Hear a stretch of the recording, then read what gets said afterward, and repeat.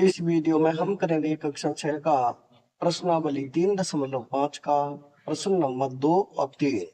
इन दोनों प्रश्नों को इसी वीडियो में हल करेंगे। तो पहले देखें प्रश्न नंबर 2। प्रश्न है, एक भाज्य संख्या के अभाज्य गुणनखंड में किन गुणनखंडों को सम्मिलित नहीं किया जाता है।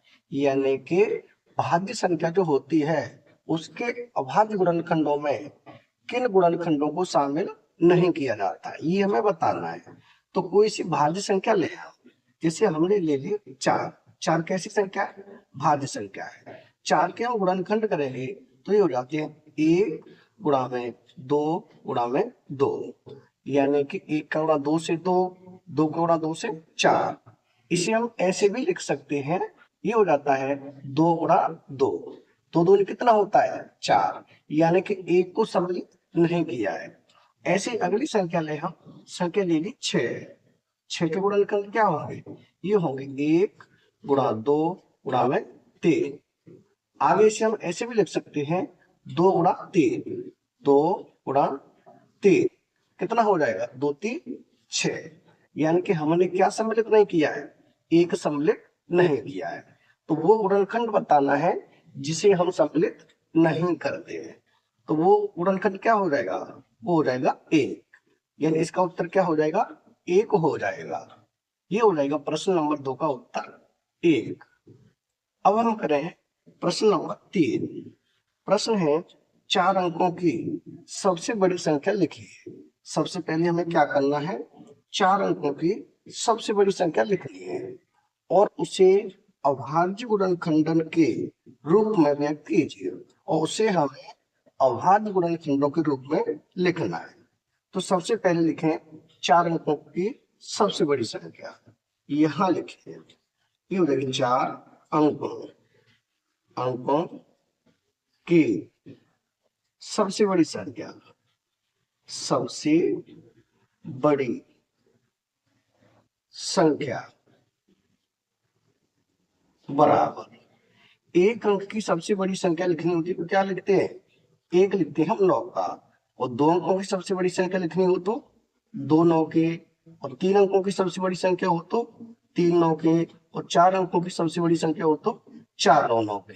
यानी ये 4 अंकों की सबसे बड़ी संख्या हो जाएगी। अब हमें इसका क्या करना है? अभाज्य गुणनखंडन के रूप में लिखना है। तो यहां लिखते हैं, ये है 9999। इसे हम लिखते हैं गुणनखंडन वृक्ष विधि द्वारा। तो ये 9999 है।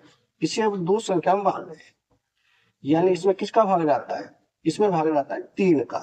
तो यहां लिख दें 3, यानी 3 का भाग देंगे हम 9999 में। तो 3 का भाग 9 में कितनी बार जाएगा? ये हो जाएगा 3 दिया 9। फिर 3 का भाग 9 में 3 दिया 9। फिर 3 का भाग 9 में 3 दिया 9। फिर 3 का भाग 9 में 3 दिया 9, यानी ये कितना हो गया? 3333। अब 3333 को फिर हम 2 भागों में बांटते हैं, 2 संख्याओं में। तो इधर कर देता हूं, इधर। अब इसमें किसका भाग जाएगा? 3 का फिर चला जाएगा। तो 3 तो लिख दें यहां। अब 3 का भाग 3 में 3 एकल 3, 3 का भाग फिर 3 में 3 एकल 3, फिर 3 का भाग 3 में 3 एकल 3, फिर 3 का भाग 3 में 3 एकल 3। ये हो गया 1111।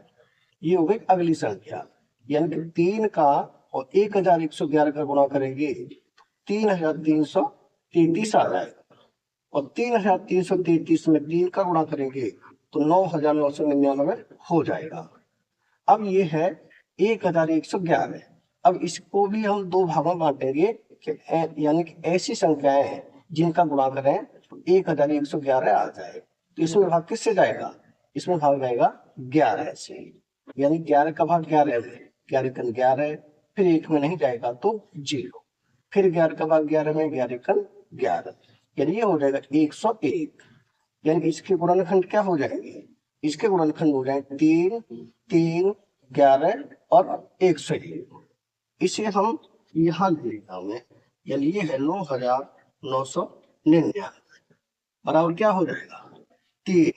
तो यहाँ लिखे 3 गुणा में फिर 3, तो ये हो जाएगा फिर 3 गुणा में कितना है 11, तो यहाँ 11 गुणा में 101, ये हो जाएगा 101, यानी यही हो जाएगा हमारा उत्तर। एक उत्तर तो हो जाएगा 9,999, यानी कि 4 अंकों की सबसे बड़ी संख्या, ये वाला उत्तर हो जाएगा एक।